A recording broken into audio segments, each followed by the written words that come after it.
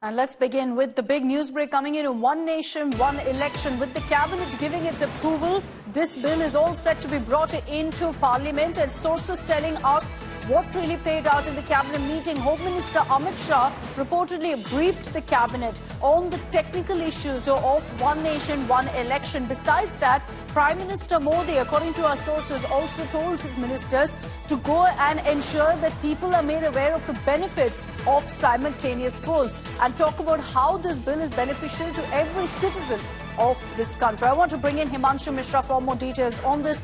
Himanshu, हमको ये बताइए कि कैबिनेट में क्या डिस्कस हुआ जब ये अप्रूवल दिया था वन नेशन वन इलेक्शन के लिए? देखिए, बिल्कुल कैबिनेट जैसी बैठक शुरू हुई उसमें अर्जुन राम मेघवाल जो कानून मंत्री हैं, लॉ मिनिस्टर हैं, उन्होंने बिल जो है कैबिनेट के सामने रखा और उसके बाद जो है इस बिल पर जो है वो तमाम जो मंत्री हैं उन्होंने अप्रिशिएट भी किया और उसके बाद गृह मंत्री अमित शाह ने इस पूरे बिल पर जो टेक्निकल इश्यूज हैं उसको पूरी कैबिनेट को ब्रीफ किया। उसके बाद प्रधानमंत्री नरेंद्र मोदी ने कहा कि आप सबको जिम्मेदारी है इस बिल के बारे में जाके आम जनता के बीच में जो है वो जागरूकता लाएं और साथ ही साथ आम जनता को ये भी बताएं कि कैसे समय और पैसे बचेंगे और कैसे जो है इलेक्शन के अंदर जो है एक स्मूथ ट्रांजेक्शन होगा और इसके क्या क्या फायदे हैं ये जाके आम जनता को आप बताएंगे तो जनता को समझ आएगा कि विपक्ष इसका जो विरोध कर रहा है वो व्यर्थ विरोध कर रहा है। इस देश स्वतंत्र होने के बाद, देश का संविधान बनने के बाद जो है 17 साल तक जो है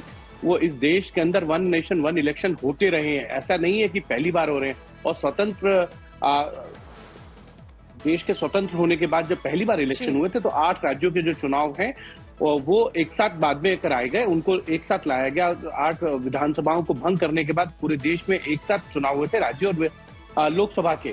तो ऐसा पहली बार नहीं होने जा रहा है, पहले भी होता रहा है और सरकार ये चाहती है कि इसके फायदे जो है आम जनता को मिले, क्योंकि जब तक चुनाव चलता है आचार संहिता लगी रहती है, कोड ऑफ कंडक्ट लगा रहता है। ऐसे में कोई भी सरकार जो है पॉलिसी डिसीजन नहीं ले सकती है और इस देश के अंदर जो चुनाव हैं वो लगातार होते रहते हैं। चाहे आप लोकसभा के चुनाव देखें 5 साल में होते हैं, विधानसभाओं के चुनाव आपने देखे हैं होते रहते हैं। अगर कोई दल किसी दल से समर्थन वापस ले तब होते हैं और लोकल बॉडीज और ग्राम पंचायत के चुनाव भी जो है होते रहते हैं। इसीलिए देश में अगर चुनाव एक साथ होंगे तो उसका फायदा आम जनता को मिलेगा। पॉलिसीज जो डिसीजन है वो हो सकते हैं और देश की जनता के लिए जो फैसले सरकारों को लेने होते हैं उसमें बाधा नहीं आएगी।